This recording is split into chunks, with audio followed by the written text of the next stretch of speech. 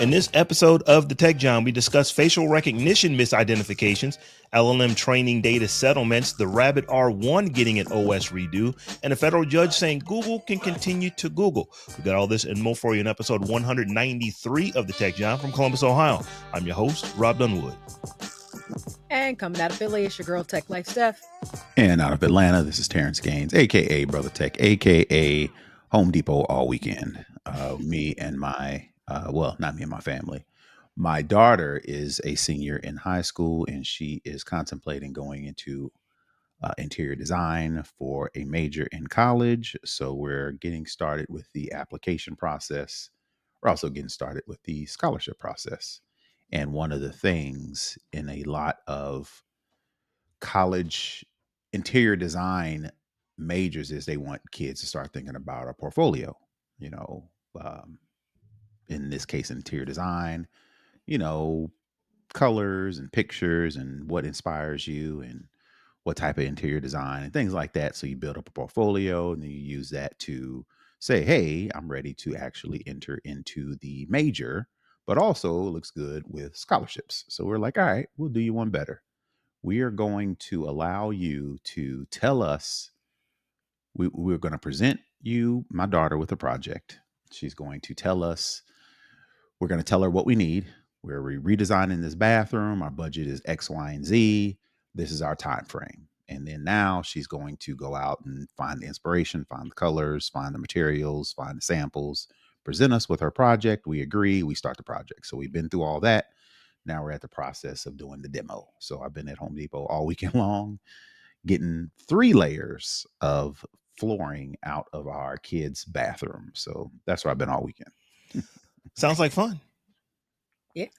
It is. I was going to say, if you like doing that kind of stuff, but it's, it was fun for your daughter though, that she's getting to do something that she might dream about doing one day. No, not for her either. No, teenagers, man. They don't care. Say less. I know. I'm trying to get myself psyched up because I'm actually having my downstairs apartment gutted, just basically gutted and redesigned. But then I'm going to do my upstairs apartment kitchen at some point after that's done. And I'm like trying to psych my, because I don't want to do that shit, honestly. I mean, I want to get it done, but, and it's going to be such a small project. It's not going to be worth having somebody come in and like, we literally just swapping out counters and cabinets for what's already there, just 1-to-1. And so I'm like, I'm not paying nobody to do that shit. So, go ahead. I was going to say, you know what is interesting about the project that we're working on now? Speaking about the 3 layers of tile, because they had tile, and then we got through the top layer, and then there was another layer of tile, and we got through another layer of tile. And then under that, there's underlayment and chicken wire and concrete just to get down to the plywood. The only thing that I can say was gratifying was now I know what's under the floor. It's like I'm not an architect. I went to school for architectural engineering and then switched off of that. But one of the things I enjoy is floor plans, looking at floor plans. Another thing is like in this house I am now, we bought this house. I don't know what's behind the walls.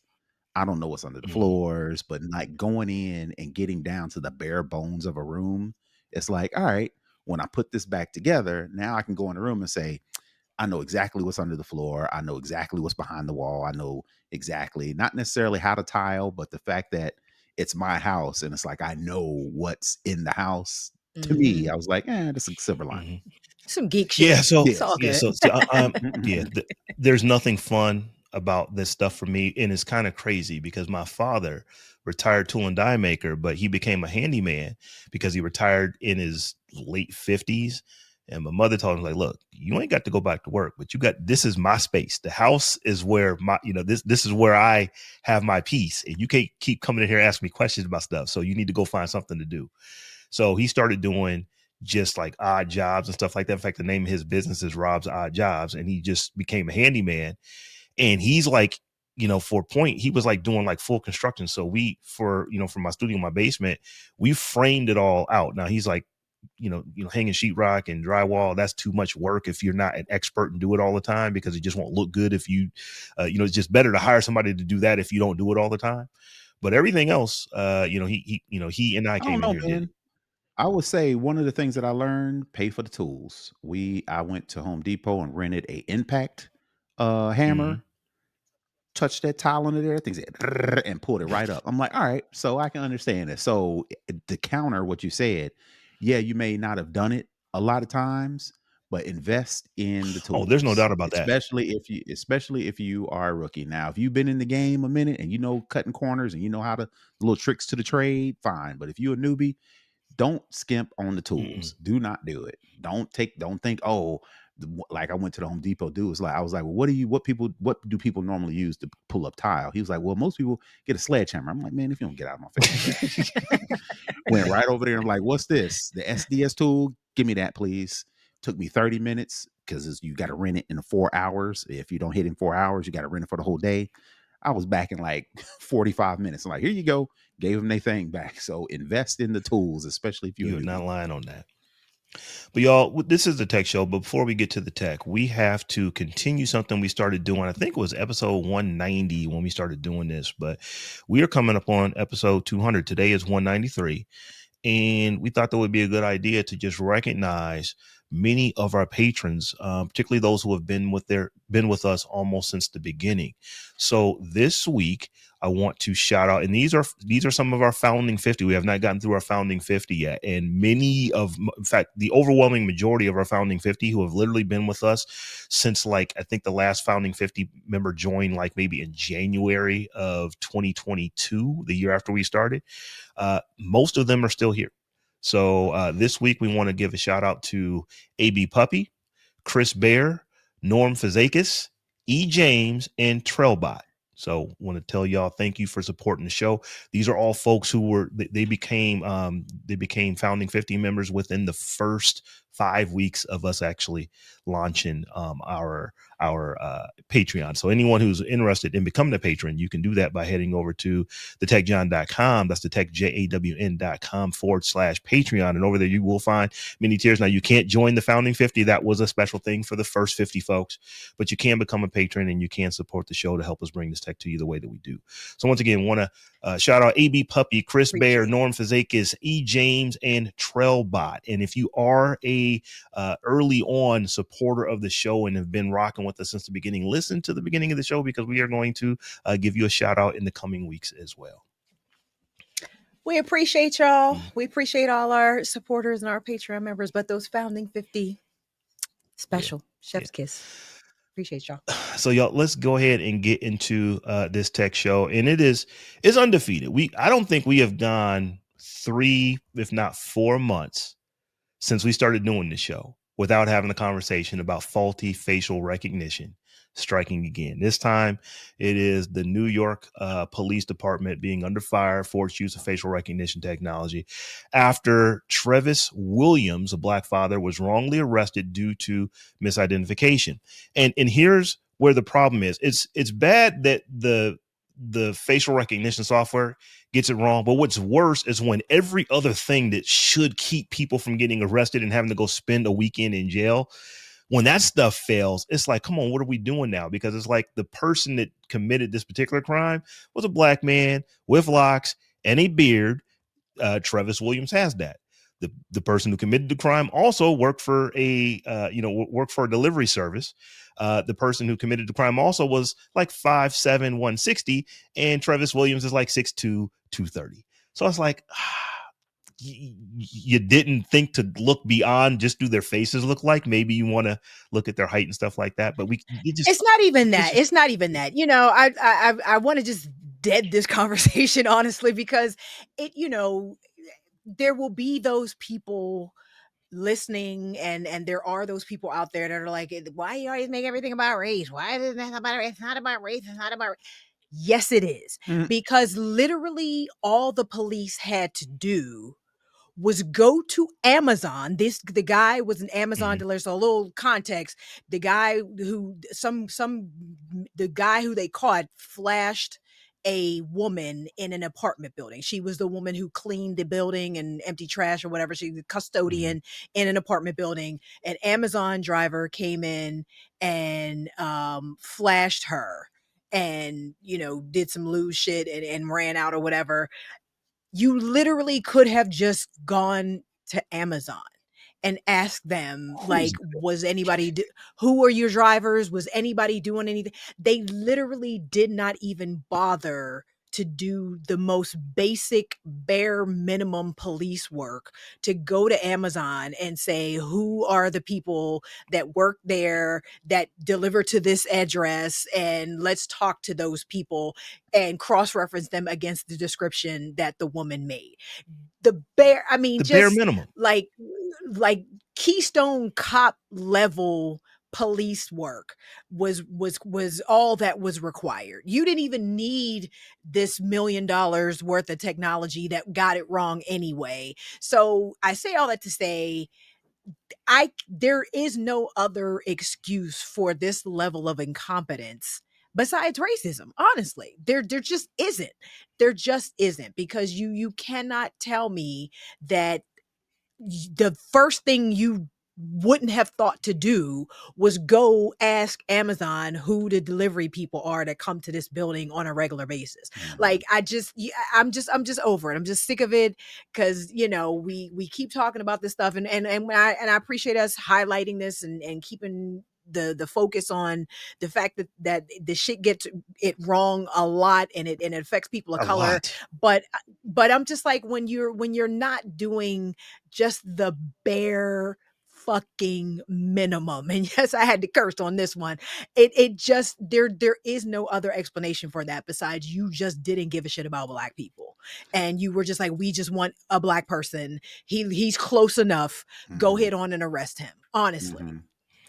Yeah, I mean, we are. Somebody called it propaganda one day. I was like, I'm still in that. we watch New York Undercover. We watch Law and Order, Special Victims Unit, all the criminal, all the stuff, and we assume cops are doing that work. They're going in and they're talking to people and they're interviewing folks and they are cross-referencing. No, they're just rounding up people and throwing them in jail. And I think it's a combination, like Stephanie said, race, but also cities get money from throwing people in jail. So rounding this dude up, throwing him in jail, he's got to pay prison pipeline fees and this and that, and they know everybody ain't bail, gonna, the bail, everybody can't, janky ass bail system. right? And they look for people who are susceptible to the system. You get your average, white person, up to do, middle class.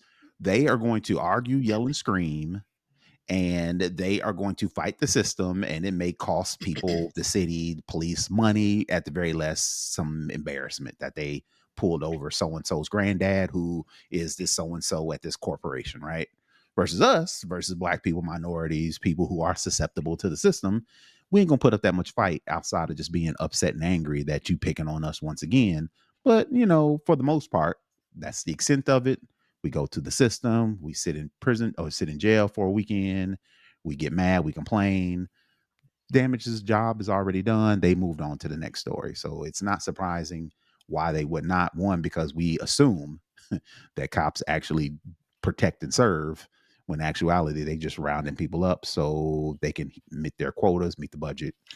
But you could have made the quota with the right guy. Like, you could have just went to that takes Amazon work. and That's got my the right first point. guy. See point Like, one. come on, they ain't man. doing the work.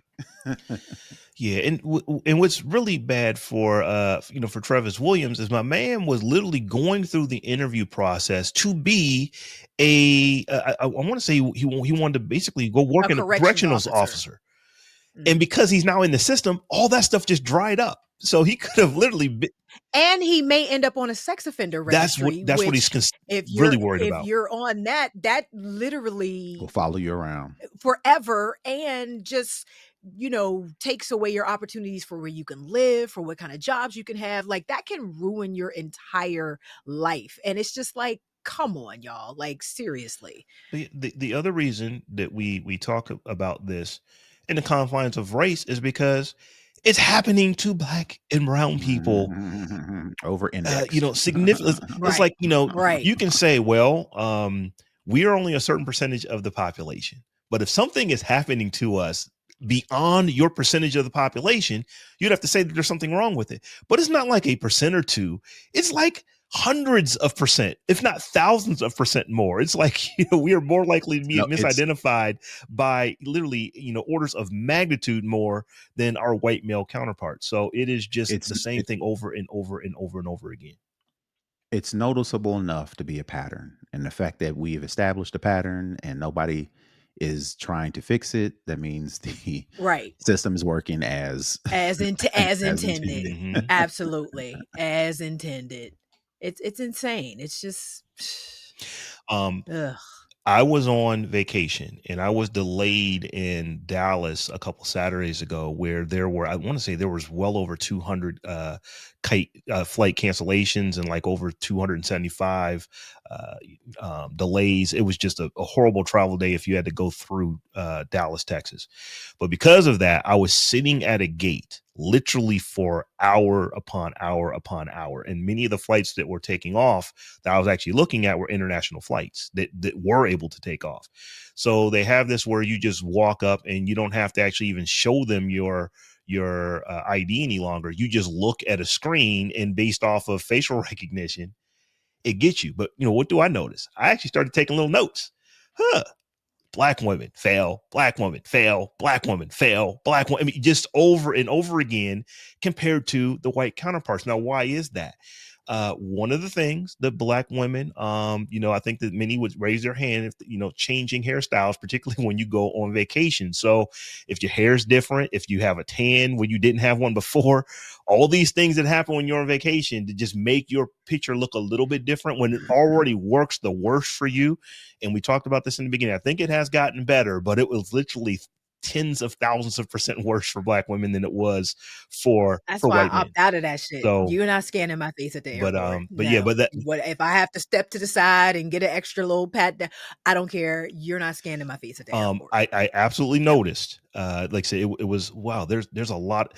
Now I will be honest, it wasn't only failing on black women and brown women. But it was the overwhelming majority. Like it was 5-1 or better. I didn't take every single note. I was like, I watched this for a couple of flights, and it's just like the number of people that stand over here and they would book them through a different way was significant compared to white counterparts. And it's like, y'all, this technology, it's getting better, but it's still not good enough. And you need to make it good enough so that it works for everyone and doesn't cause black folks these issues, black and brown folks. So y'all, moving on. Steph, you stuck this story in here about Anthropic, and Anthropic has got to come off a grip, it sounds like, here for some copyright violations that they were found to have committed. Yes. So, as with most large language models, they use uh, any of the data they can find on the internet to train their LLMs. And artificial intelligence company Anthropic has agreed to pay $1.5 billion to settle a class action lawsuit by book authors who say the company took pirated copies of their works to train its chatbot. So, about 500,000 books are covered by the settlement, and those authors or publishers will get about $3,000 a piece. So it's the largest copyright recovery ever. But the crazy part is they're not in trouble for using the works. They're in trouble for how they gained access to the works. And they used a couple of different libraries online that were known to have pirated material in those libraries, in those big data sets. And they downloaded those without any permission or accreditation or compensation or anything like that. So that's actually the issue. They went back and purchased a lot of the books and materials and literally scanned them in by hand. And you're allowed to do that through fair use. Mm-hmm. You just can't use the pirated stuff, which I thought was like not weird, but just I don't you I guess I was like, well, if you knew that, you could have just done it the first way in the The hard first way. place. Right, right.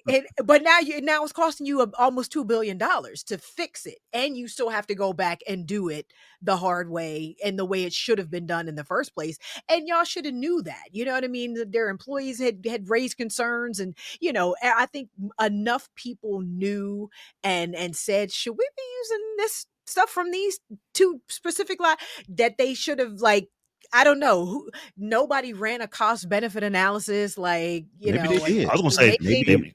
they. because $1.5 billion, this is $3,000 per book, roughly, which sounds like a lot, but it's not really. They could have been hit for so much more than this. But it's less than the cost of a book that they could have just bought off of Amazon and scanned it. You know what I'm saying? Like, like that $3,000 that you're giving each person or each author, each publisher, you could have scanned at least 20 books and paid some fiver to scan it. You know what I mean? Paid for the book, paid some fiver to scan, like easily 20 books with $3,000. You know what I mean? And I don't know if that gets you what you need as far as data, because I mean I'm aware of the massive amounts of data that these models need to get trained on, and you're just like, we ain't got time to be scanning individual And books that's and what it pages was. and yada yada yada.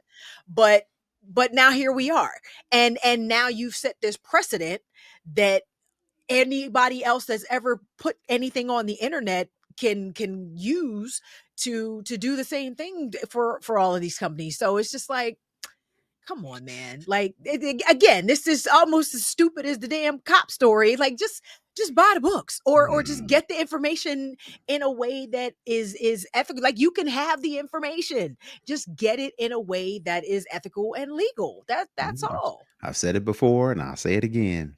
It's better to ask for forgiveness than to ask for permission. The AI arms race was on, and it's a race to the top. Whoever can get there the fastest, come hell or hot water. And now they in a little bit of hot water. Anthropic, if they would have gone through the proper channels to do this, they would still be collecting these books and scanning the information in and getting it done. And one thing that we do know about AI is that it is darn near a first mover opportunity. Whoever is there first is who's going to be there longest.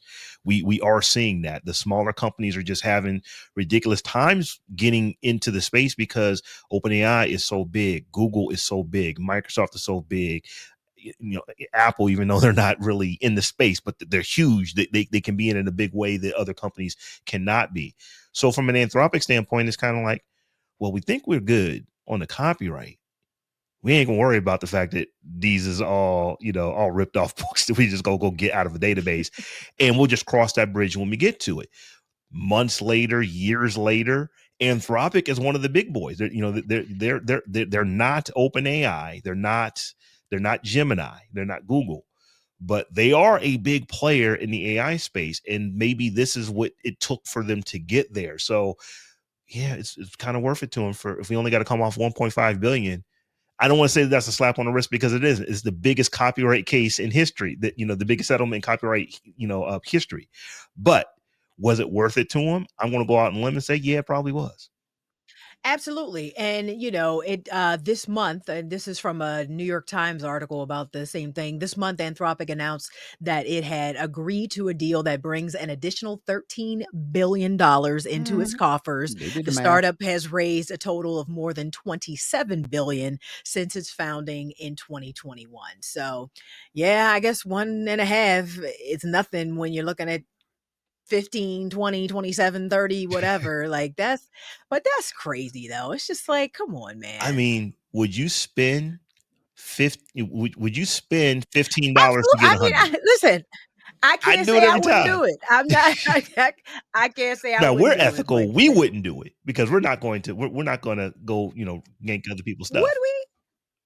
Today we wouldn't. Would we not? Today, today when this is purely hypothetical, we are absolutely on the right side of it. But yeah. But when you talking all them zeros, I guess you gotta do what you gotta do. I don't know. Yeah, so, but keeping with the with the AI, I didn't know that we would ever talk about this device again. But Terrance, the rabbit Don't you have one on the So I desk in the no, I drawer don't. somewhere? So I bought it. I did. So let's tell folks what we're talking about. We're talking about the Rabbit R1. Rabbit R1 launched at CES in 2024. I did go out and try to buy one. I got on the list, but I was not able to get one in like that first or even the second batch. Mine was a little bit delayed because of how just how crazy people are going over buying these things. I want to say they sold like 40,000 of them in a couple days. So I was able to cancel my order once we found out that these things were absolute trash. But it sounds like they have completely revamped the operating system. So A what, little what is less going on with the trashy. Rabbit R1? Yep. Rabbit founder, CEO Jesse Liu said that he acknowledged that the R1 was maybe a little fetched or hatched too quickly. And a lot of people didn't realize that most of the interface, well, just about all the interface was voice prompted. And, Rabbit and Humane Pen came so early that, a lot of people didn't understand the process of, voice interface. And according to the CEO, he claims that was the reason why there was not a lot of fanfare as far as buying these things. So they have done over 30 updates, with Rabbit OS 2 being the one that took the most effort to redesign. Now the Rabbit OS 2 is a more touch face interface, letting buyers adjust additional settings with the touchscreen rather than relying on the scroll wheel. People primarily interact with the R1 via voice, and now they can see a flow of conversation on screen and mute the AI assistant with buttons at the bottom. So my question is, Rabbit has learned their mistakes. They have done some updates. They have overhauled the OS. Do y'all think this is what they needed to actually be profitable and become the company they always envisioned when they first launched? No. Like I there this is like a solution looking for a problem. Mhm. I just don't see why anyone actually needs this when smartphones still exist. Sure. It's not really small enough to like be a wearable necessarily. You know yeah, it's a solution looking for a problem. I don't think anybody's going to buy this one the same way they ain't buy the first one. So when I bought this, it was definitely a impulse buy. It was one of those things to where almost 2 years ago, One of many for one of you, many, Rob, it it was an sounds impulse buy. It like. was one of those things to where we really didn't know what this is supposed. Oh, this is like this new category, and the humane. I have no idea what this is. Let me go ahead and spend $300 It real wasn't quick. even that. It was, I think it was like 180, 179 or something like that. Cause I Mhm. was getting Damn. the CES pricing, but maybe 200. I can't remember, but it was not terribly expensive. Fortunately, I was able to cancel mine before I got it. But here is the thing. This device, and I think you encapsulated this perfectly. So it's a problem looking for an It's answer, a or solution solution looking looking for a for problem. There's no a problem here. problem. Mhm. The fact that they have had to retrofit this operating system as much as what they did lets you know that, wait a minute, is there anything that this device can do better now with this new OS than if I was just to load this on my phone? This significantly more complex and an I, extravagant piece of hardware that can do all the things that this thing can do. I don't understand why they didn't ditch the hardware and make this an Well, so AI, Rabbit AI, and put it on your okay. Right. phone and then tinker and do all the little tinkering things that you can do with after. Again, I'm not saying did that out the jump, but when the hardware failed, they was like, nah, man, let's make this software. Let's put it on, let people put it on their iPhones and their Googles Right. and their Samsungs and keep it moving. Because they probably have a warehouse of hardware sitting Full of full of devices that they full of these have, little ugly and it's like, all orange right, we're gonna squares. have to go bankrupt, or we got to figure out what can we do to sell these things, because you can go to Best Buy and still get an R1. You can go to Amazon and pick one of these things up for $200. So Mm, mm, what I mm. believe is happening is that, is there anything we can do? Is there any, let's create some software to put on these things to see if we can sell Let's enough of them that we don't have to throw go some big, shit together. that we You know don't what have they to go should bankrupt. do? You know what they should do? They should put out a contest and put out a contest and say, look, we've got these devices, we've got this software. We want to see the best use case, interpretation, or function that people can put out to see, just so the end users, the people, the masses can kind of see all the capabilities, because all of Mhm. the as the product came out, the company was telling you, oh, these are the things you can do. Give it to somebody, give it to a bunch of people, give it to some User influencers, generated content, whomever, UGC. and That's say we offering a cash prize, some sort of reward, some sort of something. Show us your most creative ways to utilize this device. That would have got a little mhm. bit more than, oh, our bad. Right. So, Right. Yeah, because it really, yeah. well, here's why I don't believe. Bless their hearts. I don't have any inside knowledge. Nobody's called me up and said, "Hey, Rob, here's what we're thinking." This is just what I believe to be the case. Hardware, AI hardware in this form factor is just not what we wanted. Is not from the Mm-mm. Rabbit R1. This was never going to work. It never will, in my opinion. The Humane AI pen, it never was going to work. It never will, in my opinion. I'm not saying that we will not have AI devices that we wear, like wearables and stuff like that, but it's not going to be this, because the form factor of this is too close to a phone for it to just simply not be software that runs on the phone. So no matter Right. what developers you give this to, you cannot make this now 2-year-old piece of hardware just be good enough that people are going to say, oh, let me go shell out $200 for this to do things in a significantly less effective way than I can already do everything that these things do on my phone. I actually went and I Right. watched the 9-10 minute video of what the OS 2, or the R2 OS is going to do on the Rabbit R1. And it's like, yeah, but I can do that better on my phone. And They even try to make a and point about where you could use this in situations where you wouldn't use your phone. But the thing is, there's no situation that you would use this where you wouldn't use mm-mm. your phone. There's never a And do time when you're you going to be need carrying this thing around when you would not have your phone with you, ever. It'll never do you happen. need to have cellular Or you service? have to have a phone that you can get to the internet through. Like You can pair it Tether with your or phone. whatever. Yeah, So the yeah, fact yeah. that You you can forget it. You can Cut the forget yeah, middleman. Cut the it's like, middleman. no, this is you can forget now it. 2 years, Bless y'all. back in Sorry, bless January when y'all. this thing came out in 2024, people didn't know, oh, maybe it could be. We do know now that this form factor of device is just not something that people want. Now, there are things that are similar to it. There are these little AI recorders where you just put a pin, in your pocket, or you clip it to your lapel or something like that, and it's just recording like your meeting notes and all that kind of stuff. And folks are kind of liking those. I've actually have a buddy who has one. It's called a Plod, and it's pretty cool in what it does. But it's relatively small compared to this. This thing is darn near the size of a phone. So And Mm-hmm. it's you said the other guy's a voice recorder. it is a voice recorder on steroids. So it is an AI powered voice recorder, but literally we're having a conversation. It wouldn't hear what you guys are saying because I got my cans on. But if Mhm. we were in person having a conversation, it'll just pick up both sides of the conversation, create a transcript, give you, voice note summary and all that kind of stuff. But it doesn't have any interface on it. You do everything with it via your computer, via your tablet, via your phone, which is what this probably should have been, and they could have made it significantly smaller than what it is. So those kind of devices are cool, but they are kind of like it's purpose built. This is really a voice recorder on steroids with AI. That is what the Plod is, and other things that are similar to the Plod. This is trying to be a lot of things, and I think it's trying to be a lot of things because they didn't know what it was going to be when they built it. And what they figured Mm-mm. out is that, oh, wait a minute, this form factor just doesn't work. People don't want to have to carry another device around. So here's the thing: what an AI device is going to look like, it's going to look like earbuds. An AI device is going to look like, glasses. All three of us are wearing glasses. It wouldn't be a stretch for any of us to have cameras in our glasses that are now capturing Yeah, Meta the right. Ray-Bans.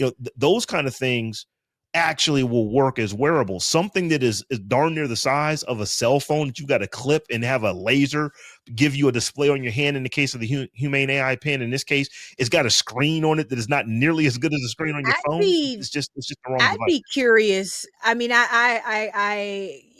don't disagree with your take, Rob, on the idea of the hardware that's sitting in a warehouse somewhere, kind of rotting, if you will. But I'd be curious why they didn't just kind of take the money and run, honestly, because it seems like that's what these tech bros do.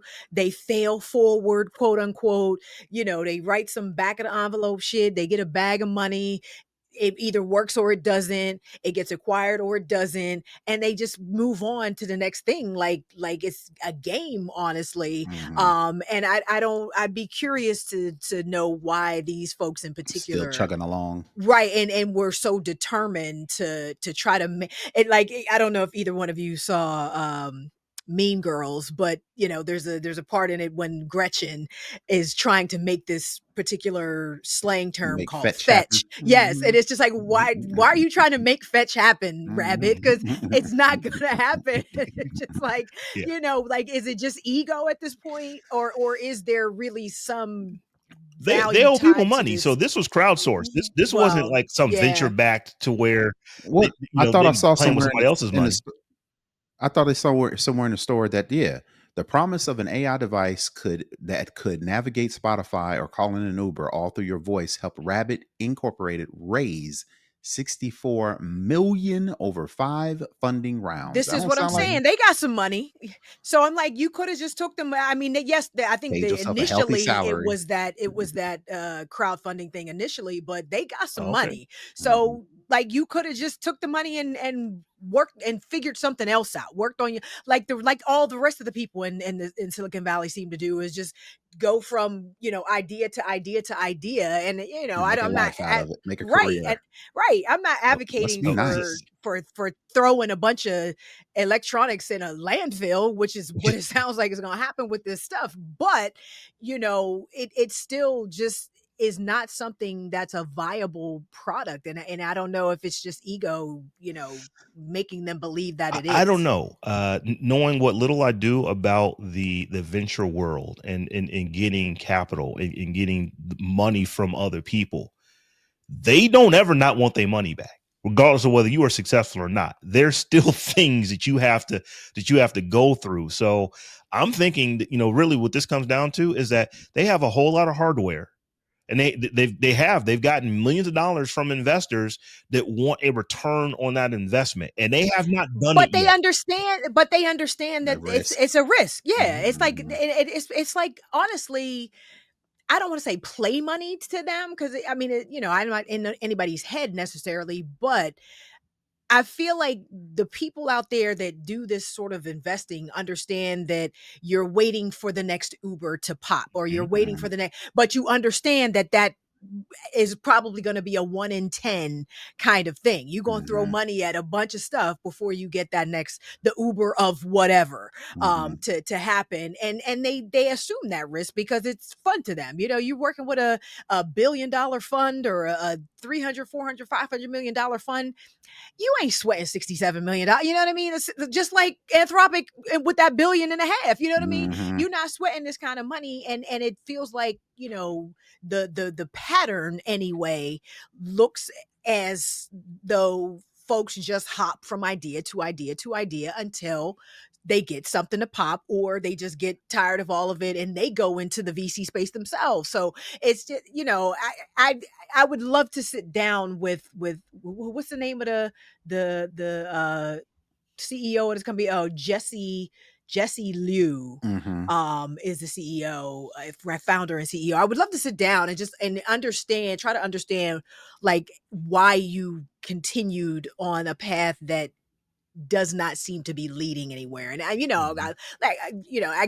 as somebody who is trying to build something myself, I get that this is your baby, and Mhm. you know what I mean. You just like, I'm gonna make this work. I don't care. I'm going all in. Yada yada yada. But again, I just don't see a path forward I for don't this either. product. So And like I said, yeah. I do not claim to know what is going on in the minds of of these founders or the people who have given them money.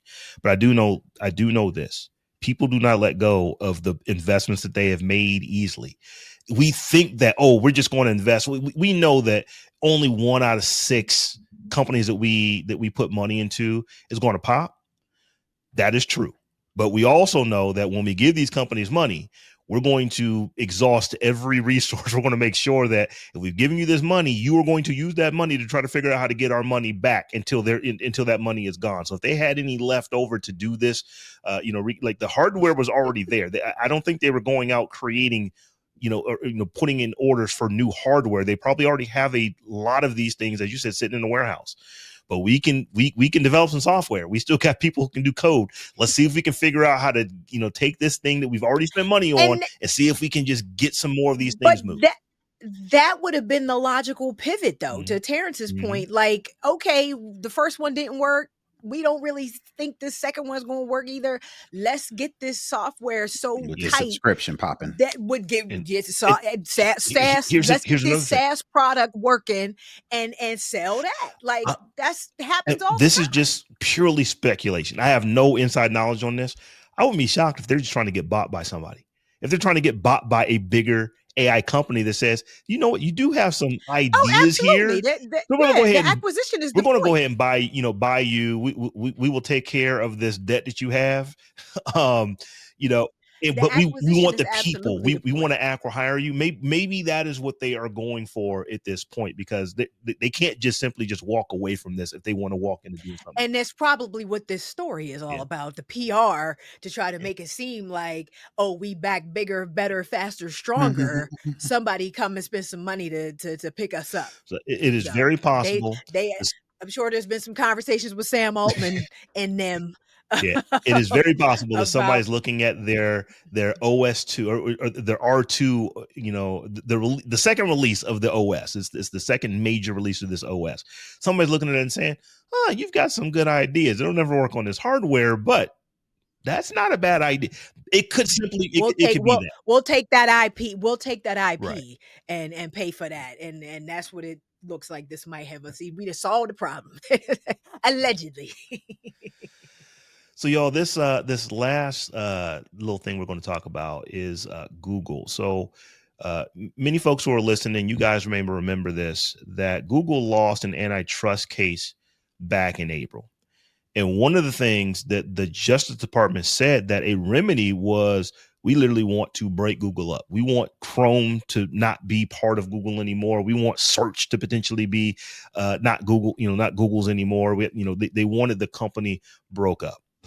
But U.S. District Judge Amit Mehta stated that forcing Google to divest the browser was a poor fit for this case and went too far. So basically, he has given Google a reprieve. And this has a lot of ramifications to it, because one of the things we talked about before, Google was giving, and we found this out because of that antitrust case, Google was paying Apple upwards of $20 billion a year to have Google search be the default search in Safari and on the iPhone. And one of the things that Google potentially was going to be hit with is that you can't do that anymore. Google, definitely didn't want that to be the case. Apple didn't want that to be the case. Firefox did not want that to be the case. Opera, the companies behind it, they didn't want this to be the case. So that is one of the things that is going to continue to be a thing that can go forward. Apple will still be able to get that money from Google for search. Other browsers will continue to be able to get that money from Google for search if they're the default search engine, all based off of this ruling. But one of the things I kind of wanted to dig into and get your guys' opinion on is the Apple tie here, because $20 billion is not a lot, necessarily a lot of money to Apple, but it's a lot of money, and that's what they were getting. And we've talked about how Apple has just been so far behind on their artificial intelligence, and we've even questioned whether or not Apple would outsource their AI to another company. There are rumors that they are actually potentially going to do that with Gemini, to where Gemini will run on servers in Apple data centers, and that they will have their own version of it. But ultimately, does this ruling by this judge, basically allowing Google to carry on doing what it was doing, does that really give Apple the opportunity to kind of not develop its own AI and rely on Google to do it, because they're going to continue to get this money? But it's search. It's search, but Apple, if they weren't going to get the money from search, they weren't going to get $20 billion for AI. But because they are still going to get the $20 billion for search, does it make it easier for Apple to say, "Hey, Google, well, since we're doing search, you might as well do AI for us as well"?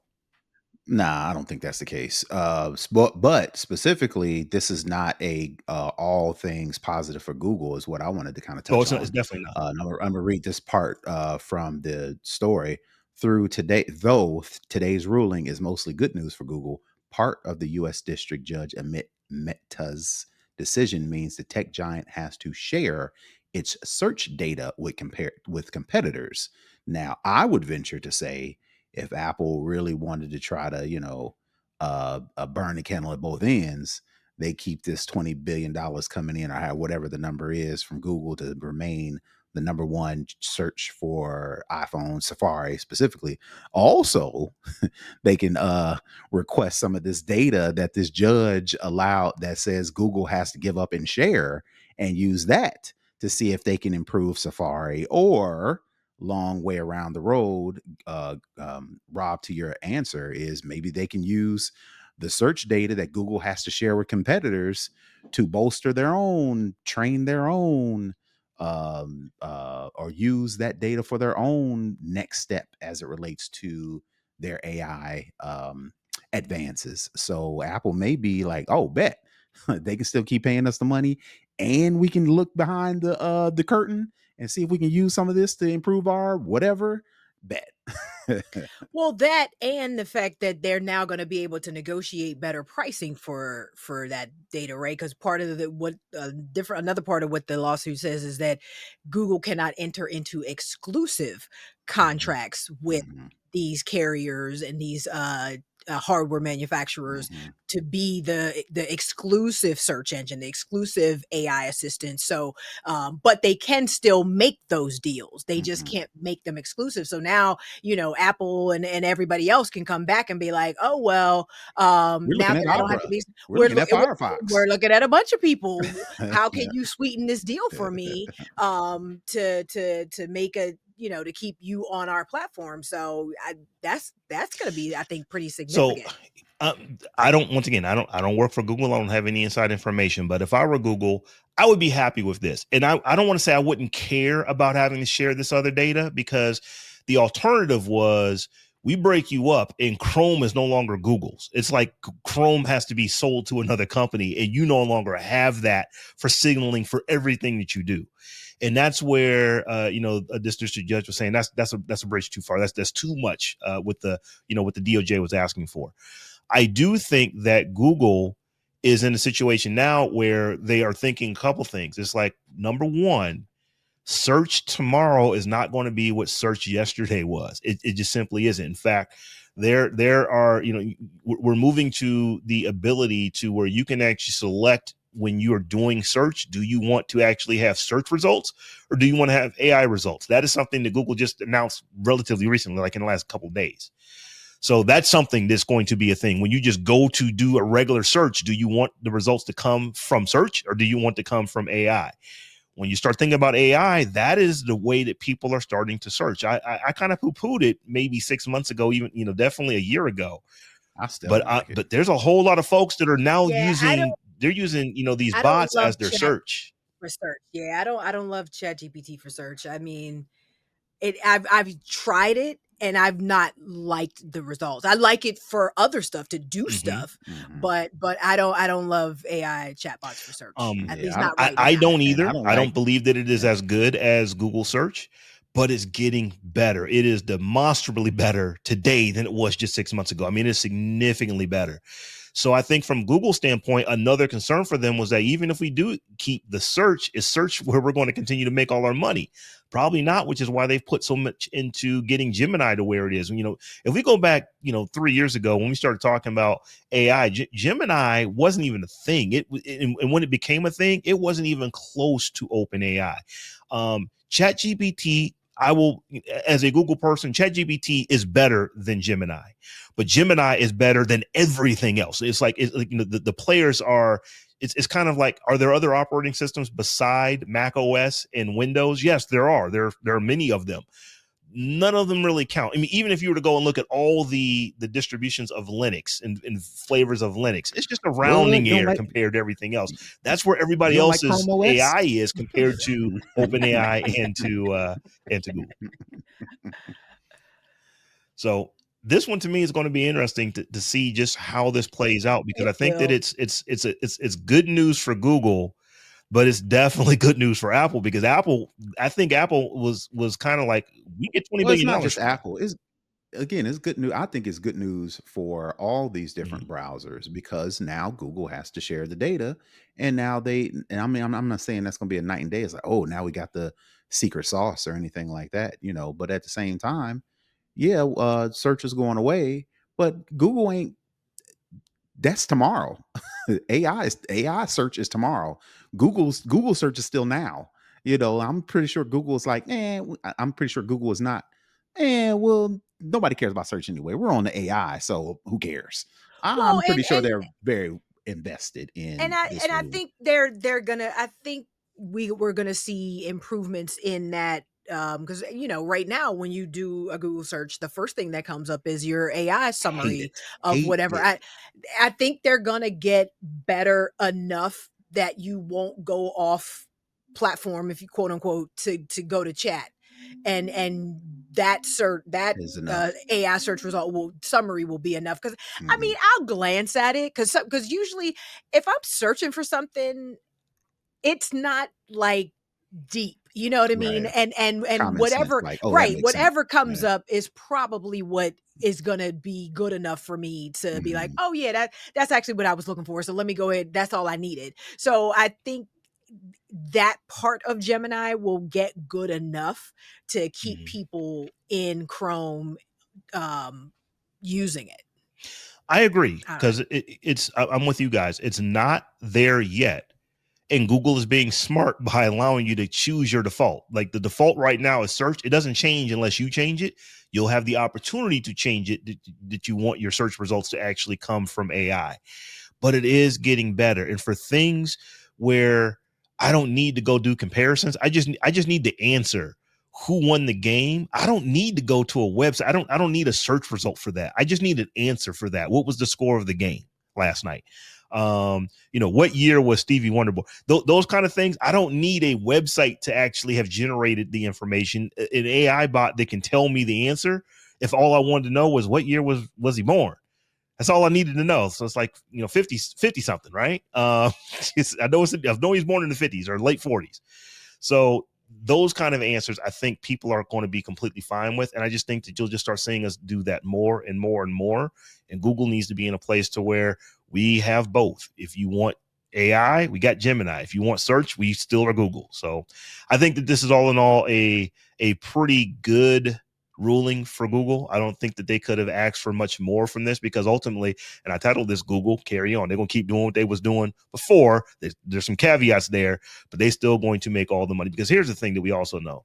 The default is who wins. If they are the default, yes, they're going to give their signals to other carrier to other browsers and stuff like that. But if you weren't already using that browser, you ain't gonna just start going to use it now because Google At search is all, now. because now you got Yeah, some, because you got some Google yeah, data yeah. to better. And it's an entirely other conversation for another day. But I just think about how this is going to shrink the internet significantly because you're not going to go to another website to find the information. How many websites are going to fold and just collapse under uh neglect, basically, because nobody's going to visit them to get any answers, because all your answers are going to be coming from these AI Lots bots. of But them.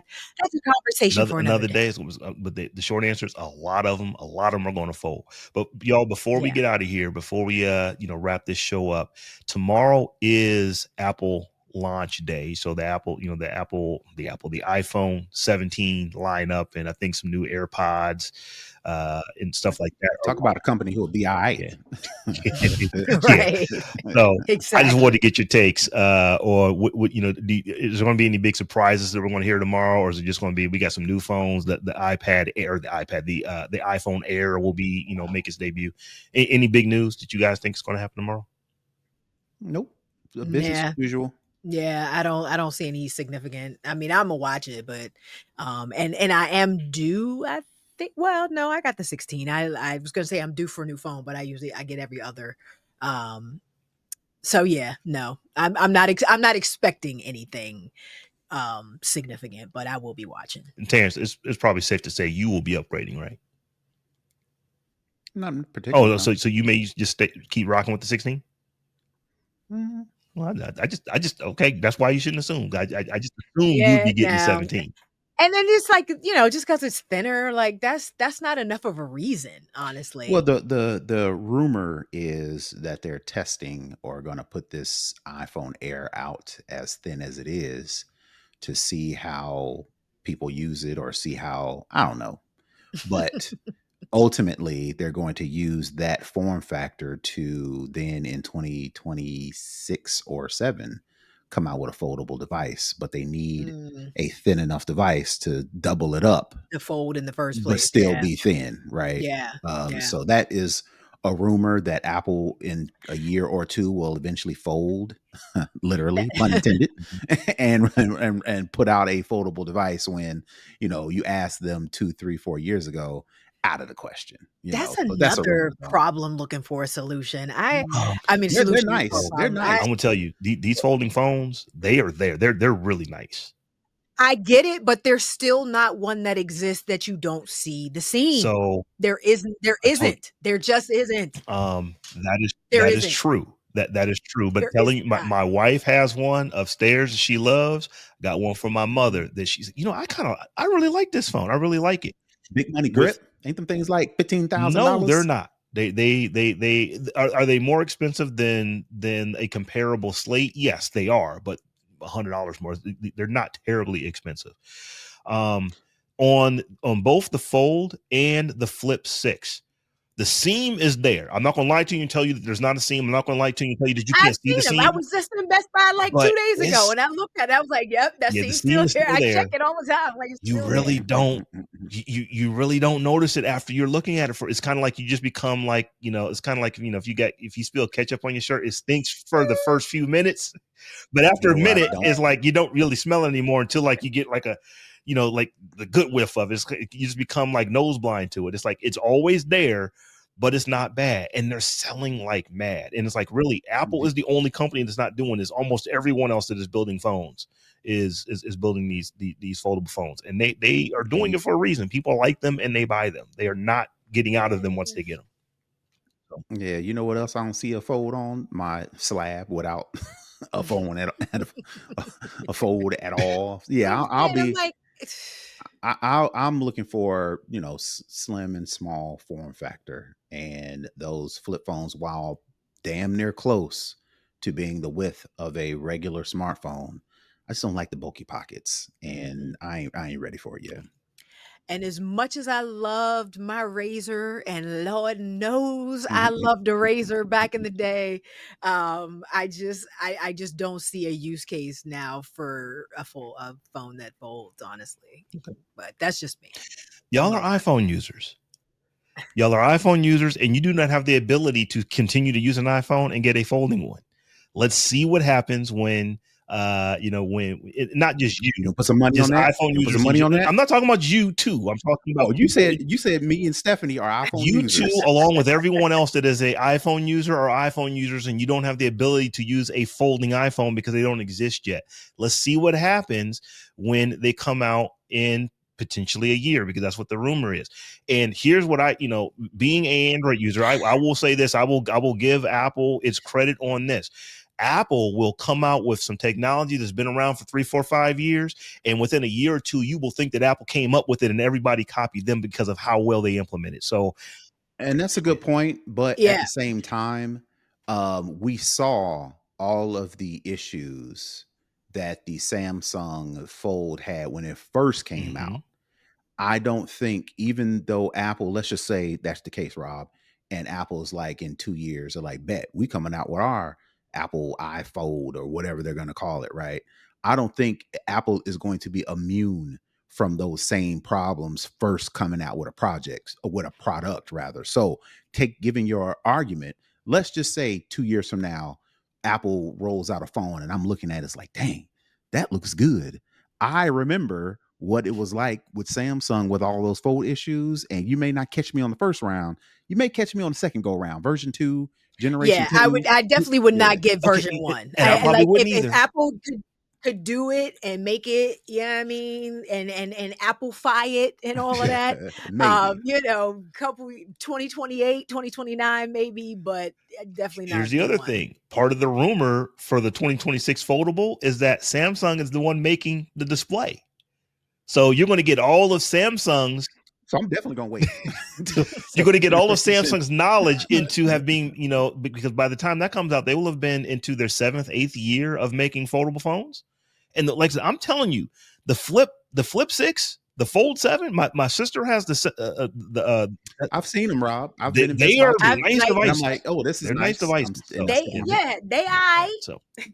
So we will see, but we're gonna go ahead and get ready to get up out here. But folks, before we do, I do want to let you know that we are now in September.